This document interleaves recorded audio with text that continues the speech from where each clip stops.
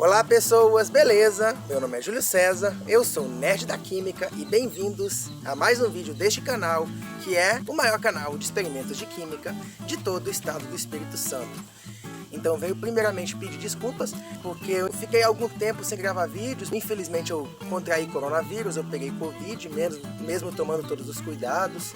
Também eu precisei viajar para fora, o meu tripé de gravação quebrou, então eu tive alguns contratempos, então exatamente por isso eu não estou gravando, eu dei uma certa parada. E hoje nós iremos apresentar para vocês uma experiência bem interessante envolvendo uma fruta bem comum em várias partes do Brasil, que é chamada de jamelão, ou em alguns lugares também chamada de jambolão ou azeitona preta. Eu descobri isso recentemente, quando eu postei um videozinho curto no TikTok. Então esse vídeo eu vou mostrar qual é a substância que dá a cor roxa característica do jamelão, também mostrar algumas propriedades bem interessantes desse pigmento, que ele tanto pode servir como indicador de pH, como ele também tem algumas reações químicas bem interessantes com alguns íons metálicos. Então, hoje eu vou mostrar para vocês um vídeo bem interessante feito com o pigmento do jamelão. Então, sem mais delongas, vamos para a nossa incrível experiência. E aqui nós temos nossas frutas de jamelão, que são essas frutas redondas, e tem essas cascas de uma cor roxa bem escura, quase preta. Em algumas regiões elas são chamadas de jambolão ou também de azeitona preta. Então nós vamos começar a descascar essas frutas, ou seja, nós vamos tirar essa pelinha que recobre o fruto. Então, nós descascamos aqui uns 4 jamelões e agora vamos extrair o pigmento roxo dessas frutas utilizando álcool. Vamos colocar aqui um pouco de álcool neste becker, e então nós vamos colocar as cascas do jamelão dentro deste becker. Nós deixamos as cascas em repouso no álcool por alguns minutos para que o pigmento vá se dissolvendo, ou para acelerar o processo nós também podemos aquecer esse álcool em banho-maria para facilitar a dissolução. E após alguns minutos de descanso, nós temos aqui uma solução desse pigmento chamado cianidina em álcool. E agora nós vamos fazer uns testes com esse pigmento. Nós colocamos aqui a nossa cianidina dentro desses tubos de ensaio, então nós vamos fazer um teste utilizando ácidos e bases, o que mostra uma propriedade bem interessante da cianidina. Ela é um indicador de pH natural. Em meio ácido nós podemos ver que quando nós misturamos o ácido clorídrico aqui, ele assume essa bela cor vermelha vibrante, e quando nós adicionamos o hidróxido de sódio ou soda cáustica, a solução muda de cor para verde. E assim nós podemos perceber uma propriedade muito interessante da casca do jamelão, é que o pigmento presente nessa casca dessa fruta é um indicador de pH natural, que tem uma cor vermelho em meio ácido e verde em meio básico. Olha só que interessante. Então, como vocês devem ter visto nessa parte do vídeo, eu extraí o pigmento do jamelão, que é aquela substância roxa que tem na casca da fruta, que é chamado de cianidina. Esse pigmento pertence a uma classe de substâncias polifenólicas chamadas de antocianinas. E ele é o mesmo pigmento que está presente, por exemplo, no clássico repolho roxo e em algumas outras frutas, como por exemplo as amoras. E a cianidina e várias outras substâncias relacionadas são responsáveis pelas cores dos frutos, que tem essa cor avermelhada ou roxa, e também das flores, que tem essa mesma cor. A grande maioria dessas frutas e flores devem suas cores às antocianinas. Como nós vimos nessa parte da experiência, a cianidina ela é um indicador de pH natural, ou seja, ela reage com ácidos, produzindo um composto de uma cor vermelha, e em meio básico ele reage produzindo um composto de cor verde. E essa é uma reação química bem interessante que nós podemos apresentar durante as aulas, projetos de ciências. E outra experiência que nós podemos fazer aqui é outra reação química da cianidina, dessa vez utilizando alguns íons metálicos. E algumas desses complexos de cianidina com íons metálicos, eles também são responsáveis por dar cor a algumas flores, que são a cor mais azul ou roxa escura, por exemplo. Vocês que assistiram o vídeo até aqui, continuem nesse vídeo porque a experiência ainda não acabou, porque além de mostrar como a cianidina é um indicador de pH, nós podemos mostrar também que ela é capaz de se ligar a alguns íons metálicos, dando alguns efeitos químicos bem interessantes. Vamos ver aqui as cores que a cianidina assume quando se liga a certos íons metálicos. Por exemplo, alumínio, ferro, estanho, entre outros. Então, sem mais delongas, vamos continuar nossa experiência. E agora, continuando o nosso vídeo, nós vamos testar a reação química entre a cianidina e alguns íons metálicos. Para isso, nós vamos colocar aqui um pouco da solução de cianidina e adicionar um pouco dessa solução de bórax em água, que é um agente tamponante, que está sendo utilizado para evitar variações de pH nessa reação. Então, vamos testar os íons de alumínio, a reação com a cianidina. Colocamos aqui um sal de alumínio, no caso o sulfato de alumínio e potássio, e nós notamos que quando ele reage com a cianidina, ele produz esse composto de cor lilás. Olha só que bonito, ele é um roxo bem mais intenso que a cor original. Isso acontece porque alguns átomos de oxigênio da estrutura da cianidina se ligam aos cátions de alumínio, formando um complexo de coordenação que possui uma cor diferente. Agora nós vamos testar a reação com outro íon metálico. Aqui nós colocamos uma amostra para comparação e a outra nós colocamos o tamponante e a solução de íons metálicos. Aqui é o íon de ferro mais 2, uma solução de sulfato ferroso, e nós podemos notar que ela adquire essa cor vermelho-rosada muito parecida com aquela obtida em meio ácido. Porém, neste caso, não houve variação de pH nessa reação química. O que acontece é que o íon de ferro mais 2 se ligou à cianidina formando um complexo, e esse complexo possui uma cor vermelha. E agora nós vamos testar um outro íon de ferro, aqui no caso ferro mais 3. Nós temos um sal de ferro mais 3, no caso uma solução de cloreto férrico. Nós colocamos o tamponante numa das amostras, e então nós adicionamos o sal de ferro e nós notamos que ele produz essa cor violeta bem intensa, bem mais escura do que a cor original da cianidina. Olha só que interessante. Essa cor bem intensa se deve à ligação química dos íons de ferro mais 3 aos oxigênios da molécula da cianidina formando o complexo. Olha só que coisa incrível. Diluímos aqui um pouco porque essa cor é tão intensa que é difícil de ver a olho nu, então podemos ver essa cor violeta intensa, nós colocamos um pouco de água. Agora nós vamos testar os íons de cobre mais 2. Colocamos o tamponante mais uma vez, então pegamos um pouco da solução de sulfato de cobre e adicionamos. E nós podemos ver que a solução muda para uma cor violeta bem intensa, bem diferente da cor original da cianidina. Essa cor é mais ou menos semelhante àquela observada no alumínio, também se deve à formação de um complexo entre os íons de cobre e a molécula da cianidina. Olha só a diferença entre o extrato não reagido e a cor do complexo de cobre. E agora nós iremos testar o cátion estanho mais 2. Aqui nós colocamos um pouco de tamponante para estabilizar o pH da solução e então adicionamos o sal de estanho.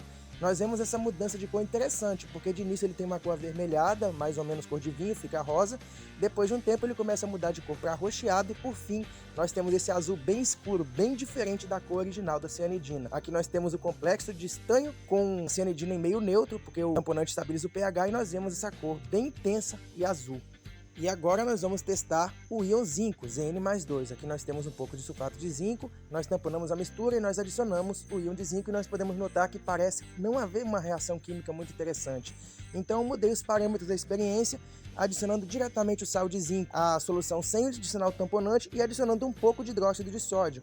Neste caso nós podemos ver a formação de um precipitado de cor azul escura, que é o complexo de zinco com a cianidina. Neste caso ele forma um complexo em meio mais básico, então neste caso adicionando o tamponante não ia ser possível se formar esse complexo.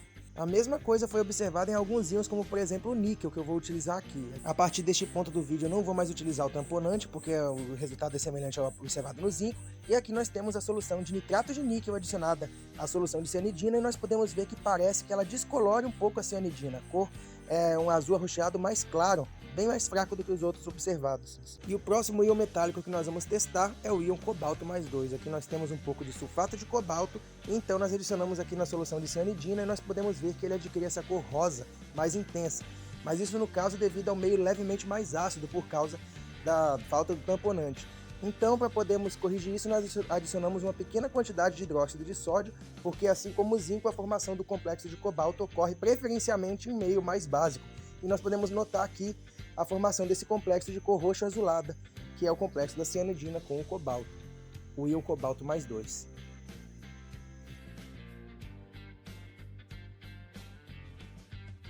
E agora nós vamos testar a formação de complexo com os íons de chumbo. Aqui nós temos uma solução de nitrato de chumbo, adicionamos ela à cianidina e nós podemos ver que ela reage prontamente formando esse complexo de cor violeta escura. Olha só que bonito. A cor da solução ficou muito mais intensa, assim, tanto semelhante, por exemplo, ao alumínio e também ao estanho. E nós podemos ver que ele formou esse complexo e tem uma cor mais intensa. E uma coisa interessante desse complexo é que em meio básico ele adquire uma cor azul celeste bem intensa e ele começa a coprecipitar com o hidróxido de chumbo formado na reação. Aí nós temos um precipitado de hidróxido de chumbo contendo o complexo de chumbo com cianidina que tem essa cor azul. Olha só que bacana. Essa reação é um tanto semelhante àquela do íon de estanho, o que faz sentido porque os dois elementos pertencem à mesma família. E agora nós iremos então reagir os íons de bismuto com a cianidina. Aqui nós temos um pouco de nitrato de bismuto, então nós adicionamos ele na cianidina e nós podemos ver que ele simplesmente reage com ela formando um complexo com uma cor um pouco mais rosa do que a cianidina original. E para concluir nós vamos adicionar o nitrato de prata. Aqui nós temos os íons de prata para reagir com a cianidina. E nós podemos ver que quando nós adicionamos a prata à cianidina, a solução fica mais turva, porém não tem nenhuma reação química entre os íons de prata e a cianidina. mas ao adicionarmos hidróxido de sódio, inicialmente ocorre a precipitação do óxido de prata, e nós podemos ver que a prata não forma complexo com a cianidina. E adicionando mais base, deixando o pH mais alcalino, os íons de prata oxidam a cianidina e precipitam como prata metálica, ou seja, a prata não forma complexo com a cianidina e ela oxida a cianidina em pH mais alto, produzindo assim um precipitado preto de prata metálica, uma reação bem diferente dos outros íons. Então, como vocês viram, nessa segunda parte do vídeo, nós colocamos o extrato da cianidina extraída do jamelão em contato com alguns sais de alguns íons metálicos. Temos aqui alumínio, ferro mais 2, ferro mais 3, zinco, cobre, chumbo, estanho, entre outros.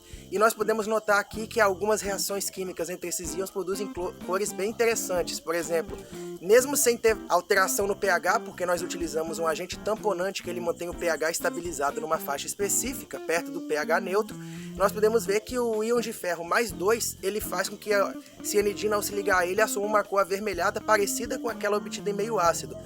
Por outro lado, ferro mais 3, quando se liga a cianidina, que na solução temos uma cor roxa clara, ele produz uma cor roxa azulada bem escura, bem intensa.